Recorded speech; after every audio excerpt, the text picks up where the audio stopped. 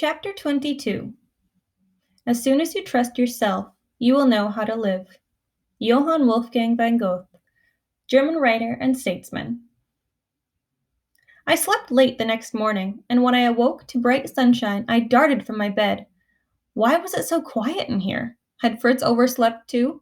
He wasn't in his room, and when I called his name, there was no answer. Now in a panic, I ran into the front room. He was definitely gone, and his shoes were missing from beside the door.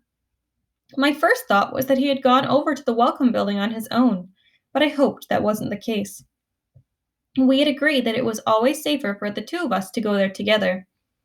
Still, I went on a hunt for my shoes, wherever I had pulled them off in the fog of last night. While looking for them, I spotted a note on the kitchen table from Fritz. It only said, "Be back soon. Stay here."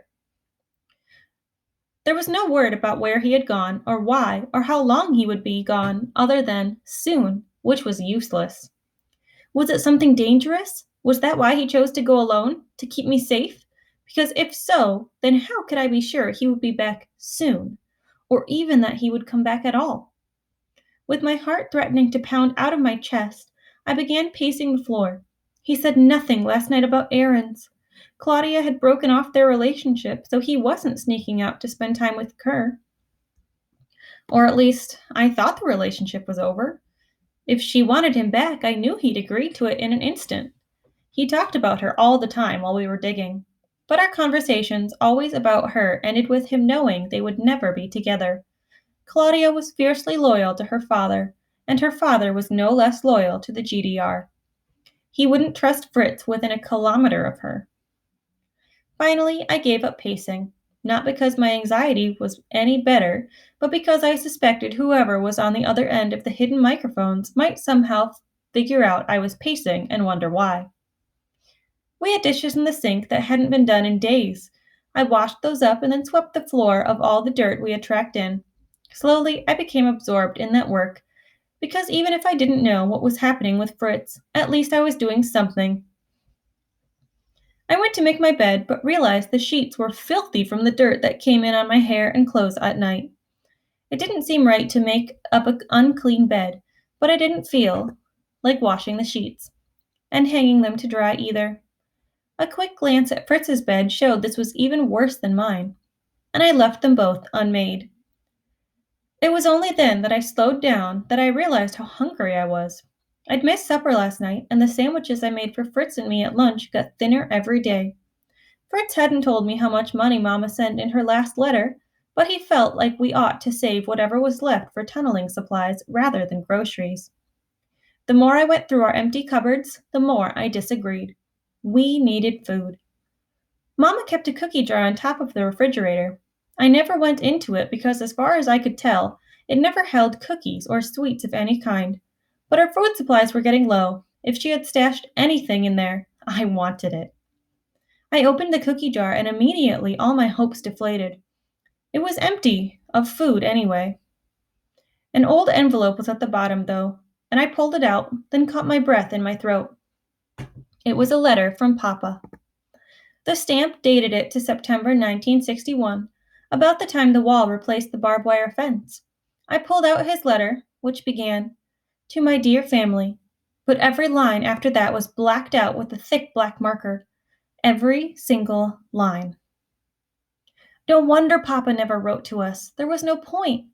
The envelope was addressed with our apartment number, and the return address came from West Berlin. If the return address was current, then that was where Papa lived now.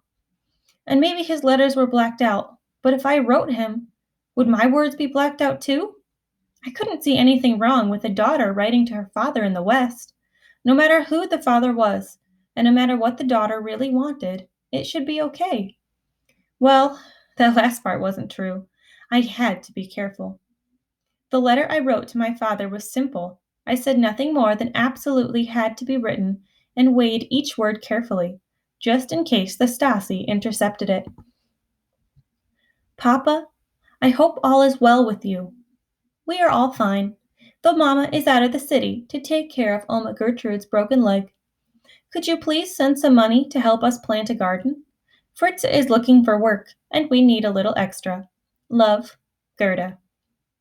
I debated whether to mention anything about the tunnel, but couldn't figure out a way to word it that wouldn't tip off the Stasi. There weren't so many questions I wanted to ask, none of them more important than whether Fritz and I were doing what he wanted by digging the tunnel. But I wasn't foolish enough to write a question like that. Before I could talk myself out of sending the letter, I put a stamp on it and then ran down to the street to drop it in the post office box. That where I was when Fritz came running up to me with a paper in one hand and a bag in the other. "What are you doing out here?" he asked. "Nothing," I frowned. "Where were you? I've been worried." Fritz pulled me near the wall of our building and showed me the paper. "They're called Schrebergarten, allotted spaces for interested families. The state gives permission to garden in certain areas legally. If I went to ask if we might use that small piece of land near the Welcome Building to make a garden. This paper is our permit, and in this bag I even have some small gardening tools and corn seeds. They just gave them to us? The condition is that we don't own the land, and we certainly can't live on it. And technically, they'll own everything we grow, though they said we could share in the harvest." "They don't mind that it's so near the wall?" "A lot of farmland comes up to the wall, so they're used to it." Fritz's smile was so wide it nearly spread off his face. "Don't you see? We have a reason to be there now. Even their permission. We don't have to sneak off and on the property anymore." My brow furrowed. "We have files, Fritz. Why would they give us permission?" Fritz shrugged.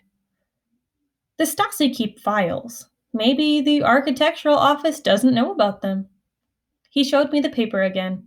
"This is good news, Gerda. This could save us." I couldn't share his relief or excitement. This only changed one big problem into a different sort of worry. "Yes, but now we'll have to build a garden instead of digging. When are we going to do that?" Fritz smiled, still pleased with himself. "We'll figure it out, Gerda. Now come on. We've got work to do." So my question at the end of this chapter: what did Gerda find in the cookie jar on top of the fridge?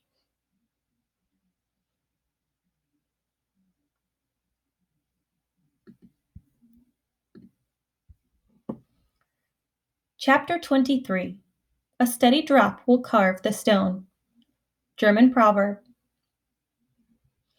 As slow as it was to dig out the rock in the tunnel, at least we had been making progress there. The next few days were spent almost entirely in the garden, working hard for no other purpose than as a cover for what we were actually doing, or should have been doing. I didn't mind the idea of gardening, but the weeds were thick and sometimes thorny. And by the third day, it was hard to care about the dirt out here when I really wanted to be down in the tunnel working. After an entire afternoon of pointless, sweaty labor, I didn't think the weeds looked any better than when we first began. When the heat of the day hit us, Fritz and I decided to sneak inside the building to get back to our real work. As before, he went into the tunnel while I removed dirt with the bucket. But the small basement room was already piling high with dirt, and that bothered me. We had a long way to go before we reached the west. What if we ran out of places to store the dirt? Something needed to be done with it. I briefly toyed with the idea of returning to the weeding. At least the weeds didn't require me to think so much. Then I smiled as a wonderful idea came to my mind. If it worked, it would solve both problems. Rather than dumping the bucket out inside the basement, I opened the boarded window and dumped it there. It made a much smaller pile than I expected, so I refilled the bucket from the dirt already in the basement and dumped it outside too.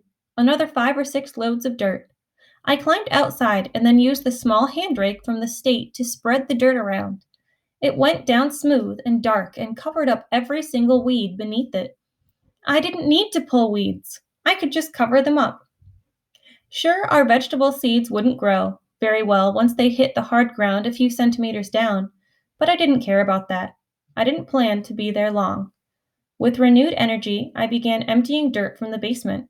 The routine was the same, to dump several loads at once and then spread it out. I did it slowly and then tried to make it look as if I was pulling weeds rather than covering them. The watchtower was far enough away that unless the guards looked carefully, there wouldn't be any reason to investigate further. Or at least, I hoped not. It was always listening for the approaching sounds of one of their vehicles. After a while, Fritz called up to ask what I was doing, and when I invited him up to see for himself, he only chuckled and brushed his hand across my head. Trust you to do so much hard work to get out of other work, he said. But don't go so fast. If someone's looking for progress, they'll never believe we got all that weeded in a day. He was right, and I returned to carrying dirt back up the ladder. Over and over, that was my routine. Climb down to the air raid shelter, scoop dirt into the bucket, hook it over my arm, climb up the ladder, dump it out. Repeat. Again and again and again. Rest a little, then start all over. I'd lost track days ago of how many times I made the climb. I could do it now in my sleep. Who knows? I was so tired, maybe I did. I usually took my rests in the shelter while I watched Fritz's progress. He was nearly 5 meters into the tunnel and kept track of how straight it was with some boards he had nailed together perpendicular to each end. If one end was always kept straight with the shelter entrance, the other end should point like an arrow in the direction he should dig. One late afternoon, Fritz said he would lift the buckets for me if I would go and find water to refill his canteen. It required a short walk back to the main part of the city, but I was eager for the change of routine. I stripped off my overalls and stopped by the pond to wash my face and hands. If I was going to convince a restaurant to give me water, I needed to be presentable enough to walk inside. Then I set off toward a nearby sausage shop where my family used to eat. When I was almost to the restaurant, my eye roamed across the street to a building that had been bombed during the war and still hadn't been repaired. Attempts had been made to clear out some years ago. I could tell that because of some rusty old machinery and other pieces of equipment left on the site. There was even a long rope with a pulley attached so that the heavier items could be lifted onto the trucks. A pulley! My mind began racing as I pictured that very item in the basement of the Welcome Building. With a pulley, there would be no more climbing up and down the ladder. Fritz could fill the dirt below, and I could pull it up with a rope and then empty it in the basement. We could work twice as fast with half the effort. I needed that pulley. Gerda, what are you doing here? I swerved around and saw that Anna had come up behind me. Her mother was already seated inside the restaurant where I intended to get water, though I hadn't noticed either of them before now. It shouldn't have surprised me to see them here. This was their neighborhood, after all. But of course she would be surprised to see me, and looking as dirty as I'm sure I did. I stepped back and forced a smile to my face. Fritz and I are gardening, like I told you about earlier. I just came to refill our canteens. Let me get it for you, she said, and then wrinkled up her nose. No offense, but you smell like you're up to your eyeballs in gardening. That was true enough, in a way. I handed her our canteens and she took them inside while I waited, trying as hard as I could not to look at the pulley on the other side of the street. It was only attached by one thick rope. With a good knife, I could cut it free. But when? Certainly not on a day as busy as this one. The problem was that in this neighborhood, every day was busy. It was only at night, after curfew, when everything went quiet. After a few minutes, Anna emerged with full canteens of water so cold I could feel it through the metal. I wanted to gulp down an entire one right then. Thank you, I said, rather awkwardly. She called out "You're welcome," as I walked away, which thoroughly confused me. Were we friends again? Why? Nothing had changed, unless it changed on her end. Maybe the Stasi had decided to leave her family alone, and she felt safe to be friends with me again. I didn't know if I was ready for that. After all, she had treated me horribly over the past couple of months, and I had a much bigger thing on my mind than anyone's friendship, which included a need to get into her apartment, I reminded myself. For the sake of the tunnel, I would have to make things good between us, and soon. But in the meantime, I had a pulley to steal. My question after this chapter is, who did Gerda see on her way to look at the pulley? Why was their interaction so odd?